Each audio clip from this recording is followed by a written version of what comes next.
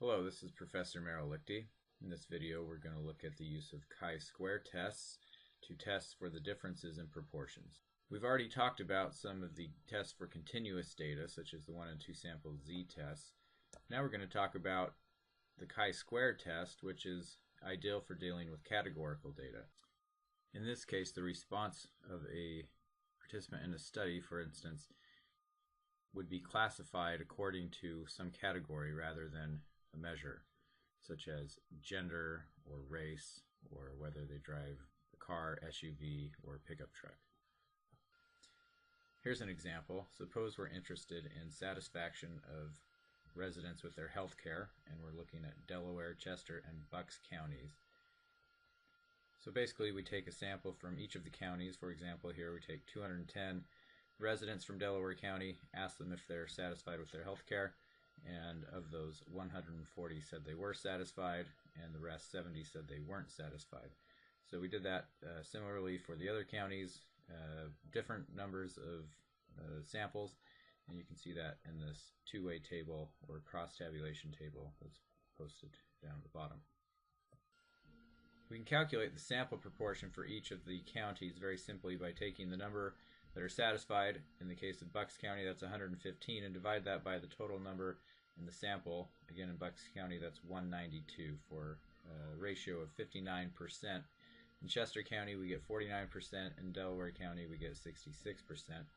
None of those are equal to each other, and we wouldn't necessarily expect them to be equal to each other, even if the population proportions were equal. But we are really interested in the population proportions, so we have to ask ourselves the question, does this provide evidence to support the claim that there's a difference for each of these population proportions, or are the differences that we see in the sample proportions simply due to randomness or chance? Let's formalize this by setting up a hypothesis test. We're going to say our null hypothesis is that pi 1 is equal to pi 2 is equal to pi 3, where pi 1 is the population proportion for Bucks County, pi 2 is for Chester County, and pi 3 is for Delaware County. And the alternative hypothesis is that at least one pi value is different from the others. And this is basically the same thing as what we did with analysis of variance, except for we were using means instead of proportions. And just like with analysis of variance, if we have just two populations we're interested in, we can use a z-test or a t-test in that case, and there is a two sample proportions test using the z that would probably be better than doing what we're doing here in that situation. Let's talk about the logic behind the chi-squared test. What we're doing is we're going to compare across the whole table for all of the values in the cell the observed versus the expected. So when we say the observed frequencies, we have exactly what you see in the table here. And if the null hypothesis is true, then we will get what are called expected frequencies. And we want to know how those things differ. And our test statistic is going to add all of those things up for all the values in the cell.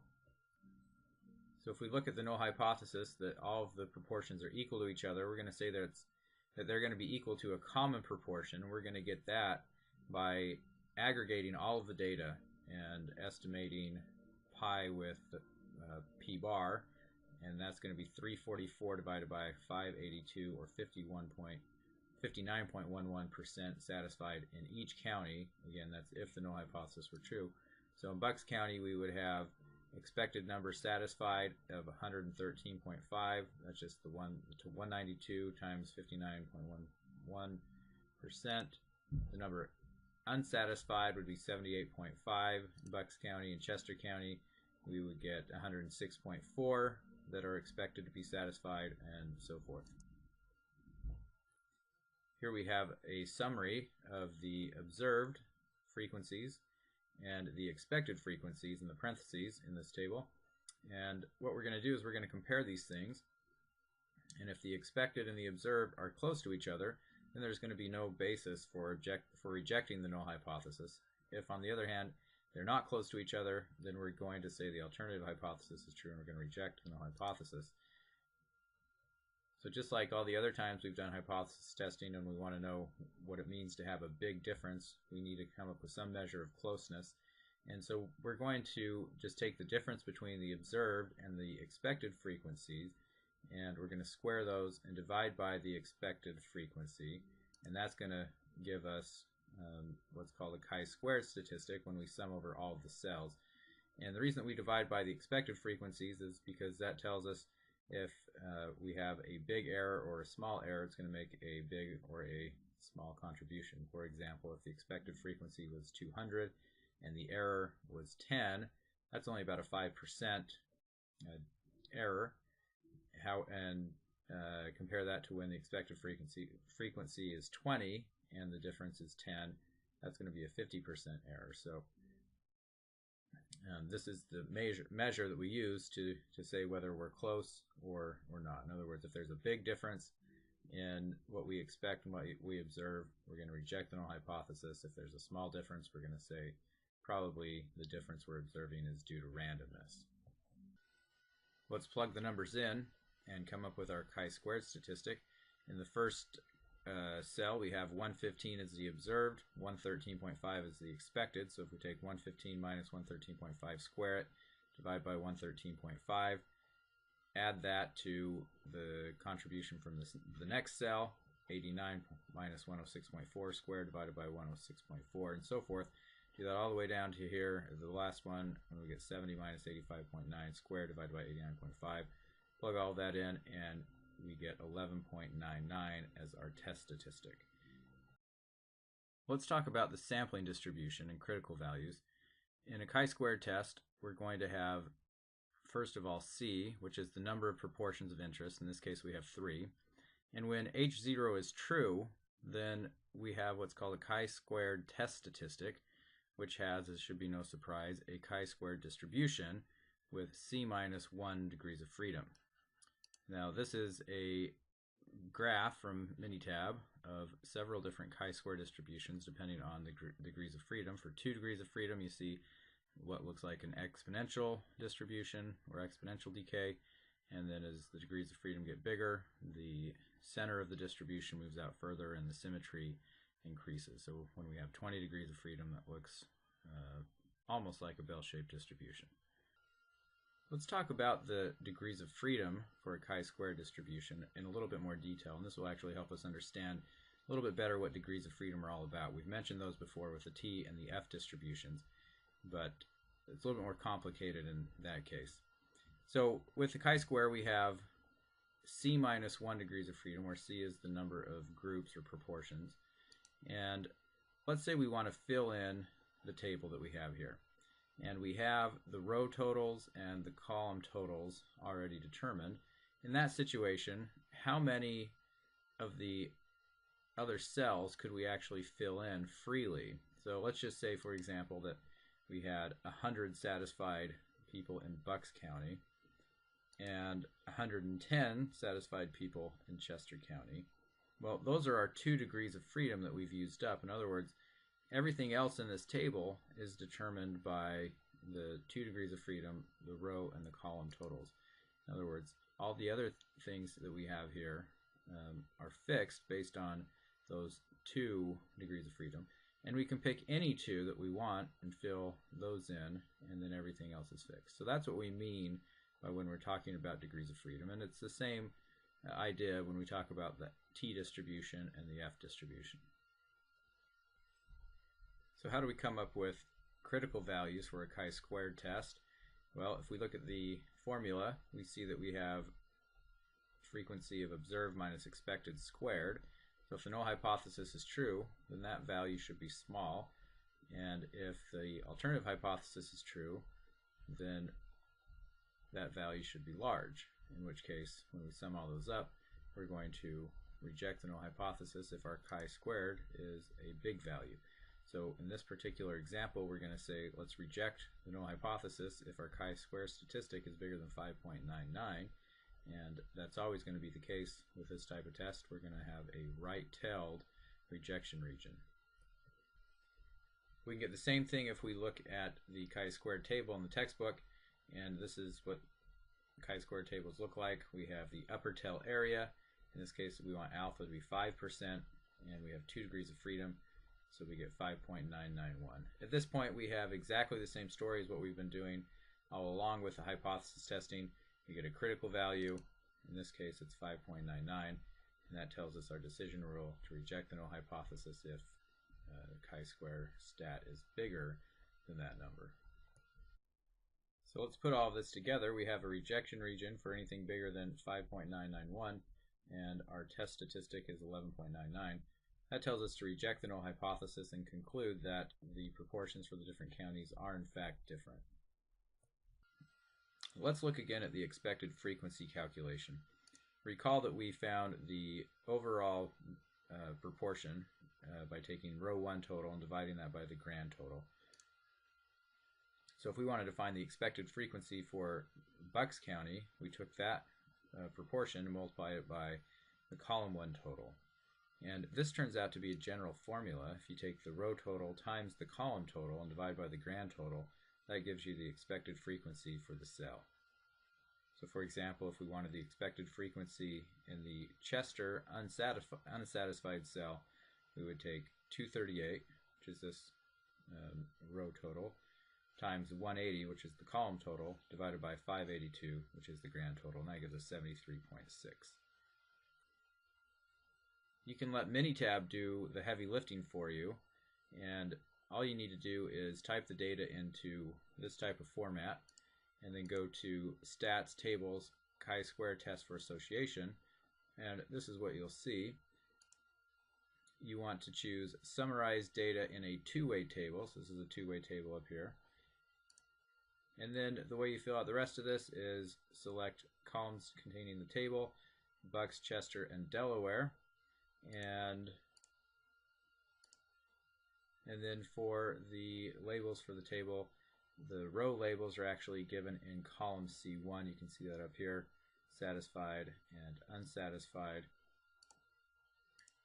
Next, click on the statistics button and you'll see this pop-up window. Make sure you check everything that I've got checked here, and when you do, this is the output that you'll get.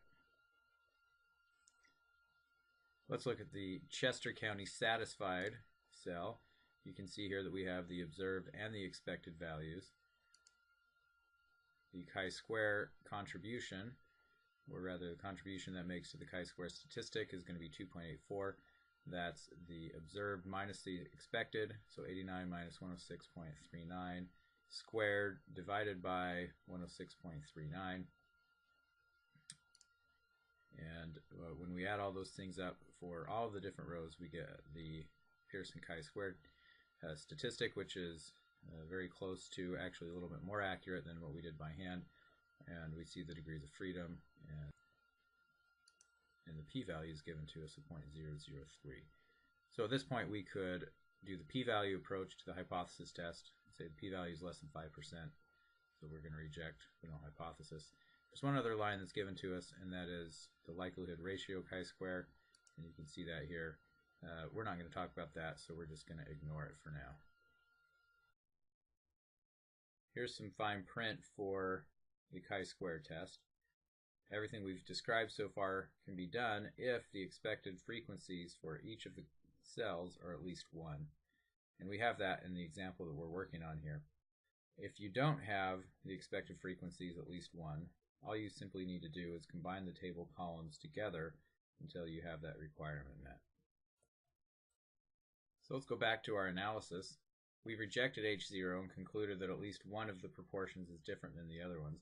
The natural follow-up is the same thing that we did with analysis of variance when we rejected the null hypothesis. We need to know which of the proportions are different than the other ones. So there's a procedure called the Marescallo procedure. I'm sure I'm mispronouncing that, so I'll just call it the M procedure from now on. And this is a multiple comparison, just like we did with the Tukey comparison with analysis of variance. So let's look at the M procedure for Bucks County versus Chester County. This is going to be a 3-step process. First of all, we want to find the absolute difference in the sample proportions.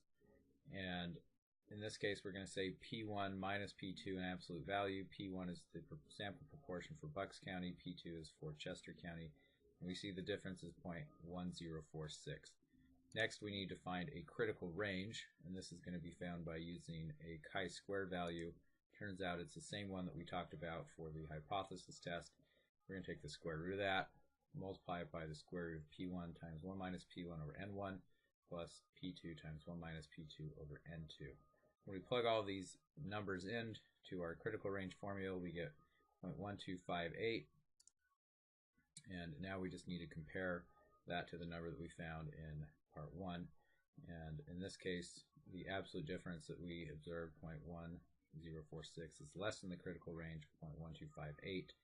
That means that we're not going to reject the null hypothesis. In this case, the null hypothesis is that the proportions are equal, so there's no significant difference between Bucks and Chester counties. So we've looked at Bucks County versus Chester County, and we've decided they're the same, but we now need to look at the other two pairs, Bucks County and Delaware County, and Chester County and Delaware County. And I've got that printed out here. Again, notice we have the absolute difference between Bucks and Chester is 0.1046 versus the critical range 0.1258. So is there a significant difference? Nope. What about Bucks versus Delaware? The absolute difference is even smaller, 0.0677. Critical range is different. It's 0.1176. That's because we have different sample sizes. And again, the absolute value is less than the critical range, so there is no significant difference there. And finally, when we look at Chester versus Delaware, we see we have an absolute difference of 0.1723 versus the critical range of 0.1211. And the absolute difference is bigger than the critical range, so that says reject the hypothesis that they're equal to each other and conclude that there is a difference. So we would say the proportion who are satisfied with quality of healthcare is higher in Delaware County than in Chester County, and no other differences are significant. How do I know it's Delaware County that has the higher proportion? Well, I just come back over here and look at the sample proportions, 0.6667 versus 0.4944. So Delaware has a higher value, and that's what tells me it's bigger. So that's it for this video. See you next one.